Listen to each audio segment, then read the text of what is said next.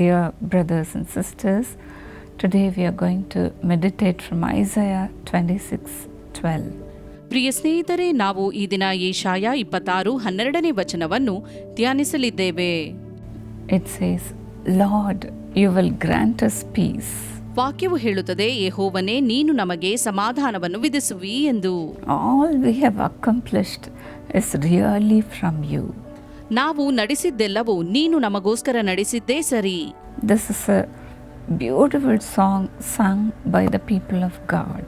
ದೇವಜನರಿಂದ ಹಾಡಲ್ಪಟ್ಟ ಒಂದು ಸುಂದರವಾದ ಸ್ತೋತ್ರ ಗೀತ ಇದಾಗಿದೆ. They gave all credit to God. ಅವರು ಎಲ್ಲಾ ಮಹಿಮೆಯನ್ನು ದೇವರಿಗೆ ಸಲ್ಲಿಸಿದರು. They said, You are the Lord who has brought us peace. ಅವರು ಹೇಳುತ್ತಾರೆ, ನೀನೇ ನಮಗೆ ಸಮಾಧಾನವನ್ನು ದಯಪಾಲಿಸಿದಾತನು ಎಂದು. In the previous verse, they said, O Lord, they pay no attention to your upraised hand. ಹಿಂದಿನ ವಚನದಲ್ಲಿ ಅವರು ಹೇಳುತ್ತಾರೆ, ಯೆಹೋವನೇ, ನೀನು ಕೈಯೆತ್ತಿದರೂ ಅವರು ಲಕ್ಷಿಸರು ಎಂದು. Show them your eagerness to defend your people. ಆದರೆ ನಿನ್ನ ಸ್ವಜನಾಭಿಮಾನವನ್ನು ಅವರು ನೋಡಲಿ. Then they will be ashamed. ಆಗ ಅವರು ನಾಚಿಕೆ ಪಡುವರು.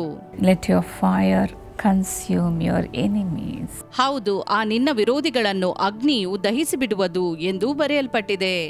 This they were singing about the unrepented enemies. ಈ ಗೀತೆಯು ಪಶ್ಚಾತ್ತಾಪ ಪಡದ ಅವರ ವೈರಿಗಳ ಬಗ್ಗೆ ಬರೆಯಲ್ಪಟ್ಟಿದೆ.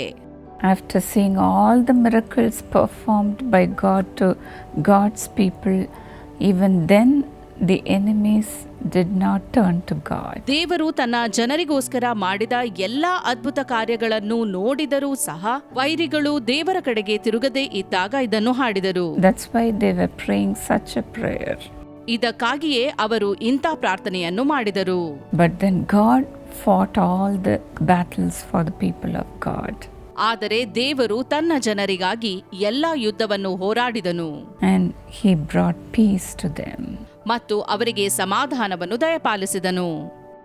Yes, every time we go through battles, we have to believe that God is the one who is going to fight our battles. ನಾವು ಯಾವಾಗೆಲ್ಲ ಯುದ್ಧವನ್ನು ಎದುರಿಸಬೇಕಾಗುತ್ತದೋ ನಾವು ನೆನಪಿನಲ್ಲಿಡಬೇಕು, ನಮ್ಮ ಯುದ್ಧವನ್ನು ಹೋರಾಡುವವನು ದೇವರೇ ಎಂದು. Surrender everything to God. ಎಲ್ಲವನ್ನೂ ದೇವರಿಗೆ ಒಪ್ಪಿಸಿಕೊಡಿರಿ. Saying, defend my cause, O God. ದೇವರೇ, ನನ್ನ ಕಾರಣವನ್ನು ಎದುರಿಸು ಎಂಬುದಾಗಿ ಬೇಡಿಕೊಳ್ಳಿರಿ. Then he will perform all things for us. ಆಗ ಎಲ್ಲವನ್ನೂ ದೇವರು ನಮ್ಮ ಪರವಾಗಿ ಮಾಡುವನು. The Lord knows how to fight. ದೇವರಿಗೆ ಹೋರಾಡುವುದು ಹೇಗೆ ಎಂದು ತಿಳಿದಿದೆ. That's how David also prayed. ಹೀಗೆಯೇ ದಾವೀದನು ಕೂಡ ಪ್ರಾರ್ಥಿಸುತ್ತಾನೆ. He said in Psalm 57:2, ಕೀರ್ತನೆಗಳು 57:2 ಅವನು ಹೀಗೆ ಪ್ರಾರ್ಥಿಸುತ್ತಾನೆ, I cry out to God most high. ನಾನು ಪರಾತ್ಪರನಾದ ದೇವರಿಗೆ ಮೊರೆ ಇಡುವೆನು. To God who performs all things for me. ನನ್ನ ಕಾರ್ಯವನ್ನು ಸಿದ್ಧಿಗೆ ತರುವ ದೇವರಲ್ಲಿ ಕೂಗಿಕೊಳ್ಳುವೆನು. He is the one who defends you, dear friends. ಆತನೇ ನಿಮ್ಮನ್ನು ರಕ್ಷಿಸುವಾತನು. ನನ್ನ ಪ್ರಿಯ ಸ್ನೇಹಿತರೆ, You need not fight your battles. ನಿಮ್ಮ ಯುದ್ಧವನ್ನು ನೀವು ಹೋರಾಡುವ ಅಗತ್ಯವಿಲ್ಲ.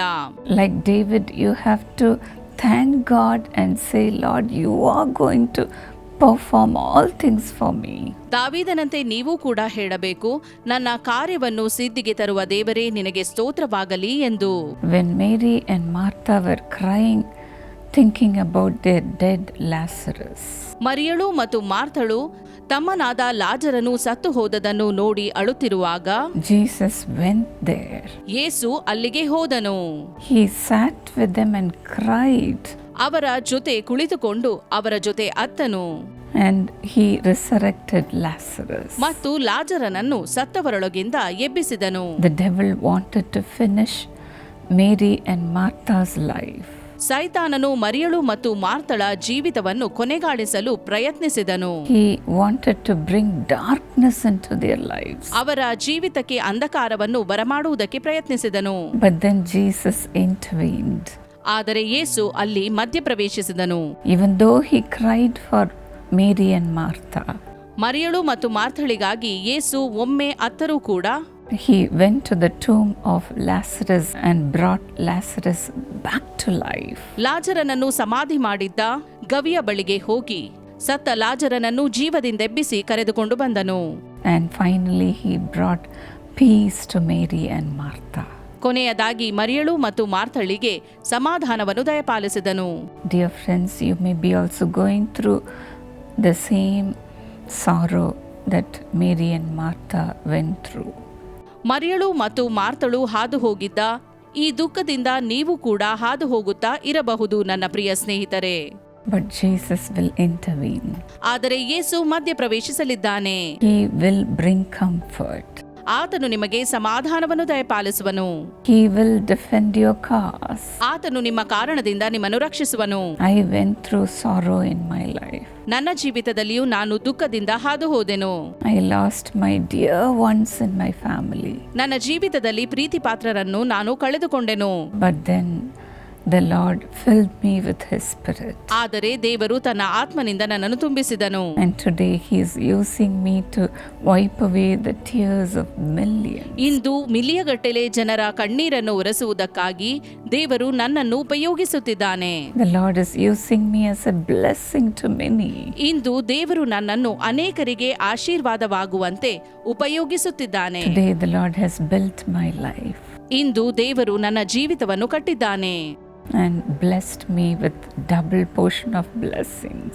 ನನಗೆ 2ರಷ್ಟು ಆಶೀರ್ವಾದವನ್ನು ದಯಪಾಲಿಸಿದ್ದಾನೆ.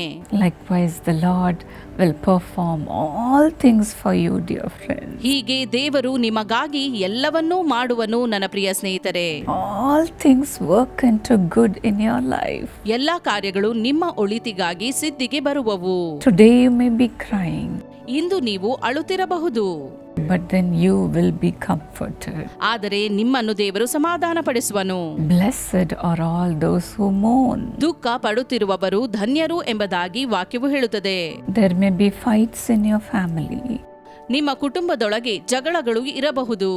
There may be divisions in your family. ನಿಮ್ಮ ಕುಟುಂಬದಲ್ಲಿ ಬೇರ್ಪಡುವಿಕೆ ಇರಬಹುದು. There may be misunderstandings. ತಪ್ಪಾಗಿ ಅರ್ಥೈಸಿಕೊಂಡಿರಬಹುದು. Because of that you might have lost your peace. ಇದರಿಂದಾಗಿ ನೀವು ನಿಮ್ಮ ಸಮಾಧಾನವನ್ನು ಕಳೆದುಕೊಂಡಿರಬಹುದು. But then today the Lord is going to bring peace. ಆದರೆ ಇಂದು ದೇವರು ಸಮಾಧಾನವನ್ನು ದಯಪಾಲಿಸಲಿದ್ದಾನೆ. The Lord will lift His hand against your enemy. ನಿಮ್ಮ ವೈರಿಗಳ ವಿರುದ್ಧವಾಗಿ ದೇವರು ಕೈ ಎತ್ತಲಿದ್ದಾನೆ. He will bring peace. ಆತನು ಸಮಾಧಾನ ದಯಪಾಲಿಸುವನು. And you will say, the Lord has accomplished everything for me. ಆಗ ನೀವು ಹೇಳುವಿರಿ, ದೇವರು ಎಲ್ಲಾ ಕಾರ್ಯಗಳನ್ನು ನನಗಾಗಿ ಸಿದ್ಧಿಗೆ ತಂದಿದ್ದಾನೆ. Shall we pray now? ನಾವು ಈಗ ಪ್ರಾರ್ಥಿಸುವ. Loving Father, ಪ್ರೀತಿಯುಳ್ಳ ತಂದೆಯೇ, Lord, according to your word, take away all the divisions, ನಿನ್ನ ವಾಕ್ಯದಲ್ಲಿ ಬರೆದಿರುವಂತೆ ನಮ್ಮಿಂದ ಎಲ್ಲಾ ಬೇರ್ಪಡುವಿಕೆಯನ್ನು ತೆಗೆದುಹಾಕು. all the misunderstanding, ತಪ್ಪಾಗಿ ಅರ್ಥೈಸಿಕೊಂಡಿರುವುದನ್ನು, no fights in their family, oh God. ಕುಟುಂಬದಲ್ಲಿ ಜಗಳಗಳು ಬೇಡ ದೇವರೇ. Lord, people may come against them.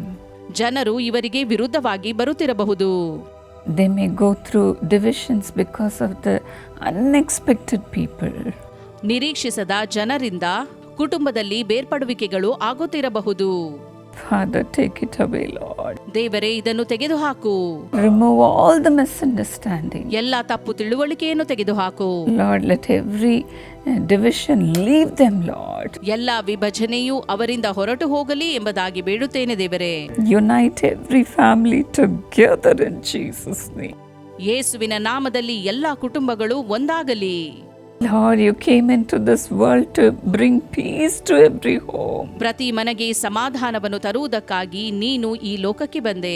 Lord, let your peace rule over every home. ದೇವರೇ, ನಿನ್ನ ಶಾಂತಿಯು ಪ್ರತಿ ಮನೆಯನ್ನು ಆಳಲಿ ಎಂಬುದಾಗಿ ಬೇಡುತ್ತೇವೆ. Lord, no more fights in the family. ಕುಟುಂಬದಲ್ಲಿ ಇನ್ನೂ ಜಗಳಗಳು ಬೇಡ. I pronounce peace into every home. ಪ್ರತಿ ಮನೆಗಳಲ್ಲಿ ಶಾಂತಿಯನ್ನು ಘೋಷಿಸುತ್ತೇನೆ. Lord, let joy come into every home. ಪ್ರತಿ ಮನೆಯಲ್ಲಿ ಸಂತೋಷವಿರಲಿ. Let love be poured into every member in the family. ಕುಟುಂಬದ ಪ್ರತಿ ಸದಸ್ಯರುಗಳಲ್ಲಿ ಪ್ರೀತಿಯನ್ನು ಧಾರೆ ಎರೆದೇವರೇ. Let them begin to love each other with the love of Jesus. ಯೇಸುವಿನ ಪ್ರೀತಿಯಿಂದ ಎಲ್ಲರೂ ಕೂಡ ಒಬ್ಬರ ಒಬ್ಬರನ್ನೊಬ್ಬರು ಪ್ರೀತಿಸುವಂತಾಗಲಿ. Father, no more divorce. ತಂದೆಯೇ, ವಿವಾಹ ವಿಚ್ಛೇದನಗಳು ಬೇಡ. They should not get divorced, Lord. ಇವರಲ್ಲಿ ವಿವಾಹ ವಿಚ್ಛೇದನಗಳು ಆಗಬಾರದು. Bring the couple together ದಂಪತಿಗಳನ್ನು ಒಂದು ಮಾಡು ಎಂದು ಬೇಡುತ್ತೇನೆ. and build their lives, oh God. ಮತ್ತು ಅವರ ಜೀವಿತವನ್ನು ಕಟ್ಟು ದೇವರೇ. You be the center of their home. ಅವರ ಕುಟುಂಬದಲ್ಲಿ ನೀನೇ ಕೇಂದ್ರ ಬಿಂದುವಾಗಿರು ಎಂದು ಬೇಡುತ್ತೇನೆ. Lord, thank you for accomplishing everything for them, Lord. ಅವರ ಎಲ್ಲಾ ಕಾರ್ಯಗಳನ್ನು ಸಿದ್ಧಿಗೆ ತರುವುದಕ್ಕಾಗಿ ನಿನಗೆ ಸ್ತೋತ್ರ ದೇವರೇ. Thank you, Lord. ಸ್ತೋತ್ರ ದೇವರೇ. And we all open our mouths and thank God. ನಾವೆಲ್ಲರೂ ಬಾಯಿ ತೆರೆದು ದೇವರಿಗೆ ಸ್ತೋತ್ರ ಹೇಳುವ, Trusting in the Lord ದೇವರಲ್ಲಿಯೇ ನಮ್ಮ ನಂಬಿಕೆಯನ್ನಿಡುವ, that He will bring peace into your home, ಆತನು ನಿಮ್ಮ ಮನೆಗೆ ಶಾಂತಿಯನ್ನು ದಯಪಾಲಿಸುವನೆಂದು, peace into your workplace, ನಿಮ್ಮ ಕೆಲಸದ ಸ್ಥಳದಲ್ಲಿ ಸಮಾಧಾನ ದಯಪಾಲಿಸುವನು, peace into the places where you are living. ನೀವು ವಾಸಿಸುವ ಸ್ಥಳದಲ್ಲಿ ಸಮಾಧಾನವಾಗುವುದು. There may be misunderstanding between friends. ಸ್ನೇಹಿತರ ಮಧ್ಯೆ ತಪ್ಪು ತಿಳುವಳಿಕೆ ಇರಬಹುದು. Bring them together, Lord. ಅವರನ್ನು ಒಟ್ಟುಗೂಡಿಸು ಎಂಬುದಾಗಿ ಬೇಡುತ್ತೇನೆ. Lord, let them have joy, ದೇವರೇ, ಅವರು ಸಂತೋಷಿಸಲಿ, love. ಪ್ರೀತಿಸಲಿ. Thank you, Lord. ಸ್ತೋತ್ರ ದೇವರೇ. Let the Spirit of God be poured into your people. ನಿನ್ನ ಜನರ ಮೇಲೆ ಪವಿತ್ರಾತ್ಮನು ಸುರಿಯಲ್ಪಡಲಿ ಎಂದು ಬೇಡುತ್ತೇನೆ. Comfort all those who are mourning. ಯಾರೆಲ್ಲ ಅಳುತ್ತಿದ್ದಾರೋ ಅವರನ್ನು ಸಂತೈಸು ಎಂದು ಬೇಡುತ್ತೇನೆ. Lord, let them get back everything that they have lost. ಅವರು ಕಳೆದುಕೊಂಡ ಎಲ್ಲಾ ಸಂಗತಿಗಳನ್ನು ಅವರಿಗೆ ಮರಳಿ ದಯಪಾಲಿಸು ದೇವರೇ. In double measure. ಎರಡರಷ್ಟು Bless their family, Lord. ಅವರ ಕುಟುಂಬವನ್ನು ಆಶೀರ್ವದಿಸು. Bless their individual life. ಅವರ ವೈಯಕ್ತಿಕ ಜೀವಿತವನ್ನು ಆಶೀರ್ವದಿಸು. Prosper them, Lord. ಅವರನ್ನು ಸಮೃದ್ಧಿಪಡಿಸು. In Jesus' name. ಯೇಸುವಿನ ನಾಮದಲ್ಲಿ amen. God bless you, dear friends. ದೇವರು ನಿಮ್ಮನ್ನು ಆಶೀರ್ವದಿಸಲಿ ಸ್ನೇಹಿತರೆ. Even now I would like to introduce our family blessing plan to you. ನಾನು ನಿಮಗೆ ಕುಟುಂಬ ಆಶೀರ್ವಾದ ಯೋಜನೆಯನ್ನು ಪರಿಚಯಿಸಲು ಬಯಸುತ್ತೇನೆ. If you enroll your family members in this plan, ನೀವು ನಿಮ್ಮ ಕುಟುಂಬದ ಸದಸ್ಯರುಗಳನ್ನು ಈ ಯೋಜನೆಯಲ್ಲಿ ನೋಂದಾಯಿಸಿಕೊಳ್ಳುವುದಾದರೆ, the Lord will bring peace ದೇವರು ನಿಮ್ಮ ಕುಟುಂಬದಲ್ಲಿ ಶಾಂತಿಯನ್ನು ದಯಪಾಲಿಸುವನು and He will prosper you. ಮತ್ತು ನಿಮ್ಮನ್ನು ಸಮೃದ್ಧಿಪಡಿಸುವನು. We also pray for those who are in this plan. ಈ ಯೋಜನೆಯಲ್ಲಿ ನೋಂದಾಯಿಸಿಕೊಂಡವರಿಗೋಸ್ಕರ ನಾವು ಯಾವಾಗಲೂ ಪ್ರಾರ್ಥಿಸುವವರಾಗಿದ್ದೇವೆ. If you do not know how to enroll yourself in this plan, please call us. ಈ ಯೋಜನೆಗೆ ನಿಮ್ಮ ಕುಟುಂಬವನ್ನು ನೋಂದಾಯಿಸಿಕೊಳ್ಳುವುದು ಹೇಗೆ ಎಂದು ತಿಳಿಯದಿದ್ದರೆ ನಮಗೆ ಕರೆ ಮಾಡಿ. The number is on the screen. ನಮ್ಮ ದೂರವಾಣಿ ಸಂಖ್ಯೆಯು ಸ್ಕ್ರೀನ್ನ ಮೇಲಿದೆ. God bless you, dear friends. ದೇವರು ನಿಮ್ಮನ್ನು ಆಶೀರ್ವದಿಸಲಿ ಸ್ನೇಹಿತರೆ. Kumari Jnana Sanjeevani, thank you so much for your thank offering, which is a blessing to millions of people. ಕುಮಾರಿ ಜ್ಞಾನ ಸಂಜೀವಿನಿ, ನಿಮ್ಮ ಕೃತಜ್ಞತಾ ಕಾಣಿಕೆಗಾಗಿ ವಂದನೆಗಳು. ಅದು ಲಕ್ಷಾಂತರ ಜನರಿಗೆ ಆಶೀರ್ವಾದವಾಗಿದೆ. According to Exodus 33:17, God says, I'll do the very thing you have asked because I'm pleased with you and I know you by name. ವಿಮೋಚನೆ ಕಂಡ 33:17 ಪ್ರಕಾರವಾಗಿ ಕರ್ತನು ಆಶೀರ್ವದಿಸಲಿ. ನನ್ನ ಅನುಗ್ರಹ ದೊರಕಿದರಿಂದಲೂ ನಾನು ನಿನ್ನ ಹೆಸರನ್ನು ಗೊತ್ತು ಮಾಡಿದರಿಂದಲೂ ನಿನಗೋಸ್ಕರ ಈ ಕಾರ್ಯವನ್ನು ಮಾಡುವೆನು ಎಂದು ಕರ್ತನು ನುಡಿಯುತ್ತಾನೆ. Father, bless Kumari Jnana Sanjeevani with her suitable life partner, wonderful life partner, loving person with a government job. Adorn her, Lord, and give her good health. ಕುಮಾರಿ ಜ್ಞಾನ ಸಂಜೀವನಿಗೆ ಕರ್ತನೆ ಅದ್ಭುತವಾದಂತಹ, ಪ್ರೀತಿಸುವಂತಹ, ಸುಂದರವಾದಂತಹ ಕರ್ತನೆ ಜೀವನ ಸಂಗಾತಿ ಒದಗಿಸಿಕೊಡು ಮತ್ತು ನಿನ್ನ ಮಗಳಿಗೆ ಸರ್ಕಾರಿ ಉದ್ಯೋಗ ಅನುಗ್ರಹ ಮಾಡು ಮತ್ತು ನಿನ್ನ ಆರೋಗ್ಯವನ್ನು ದಯಪಾಲಿಸು. Premlata have a wonderful life partner. ಪ್ರೇಮ್ಲತಾ ಅವರಿಗೆ ಕೂಡ ಅದ್ಭುತವಾದಂತಹ ಜೀವನ ಸಂಗಾತಿ ಒದಗಲಿ. Brothers and sisters, family be blessed. ಸಹೋದರರ ಮತ್ತು ಸಹೋದರಿಯರ ಕುಟುಂಬಗಳು ಆಶೀರ್ವಾದ ಹೊಂದಲಿ. Anarghya Theodore have a government job and good health. Anarghya Theodore ಅವರಿಗೆ ಸರ್ಕಾರಿ ಉದ್ಯೋಗ ಒದಗಲಿ ಮತ್ತು ಕರ್ತನೆ ಒಳ್ಳೆಯ ಆರೋಗ್ಯವನ್ನು ಅನುಗ್ರಹ ಮಾಡು. Mrs. Grace Leela have good health. Let there be peace in Jesus' name. Shrimati grace Leela ಅವರಿಗೆ ಒಳ್ಳೆಯ ಆರೋಗ್ಯ ಮತ್ತು ಸಮಾಧಾನ ಅವರು ಹೊಂದಲಿ ಯೇಸುವಿನ ನಾಮದಲ್ಲಿ. Amen. God bless you.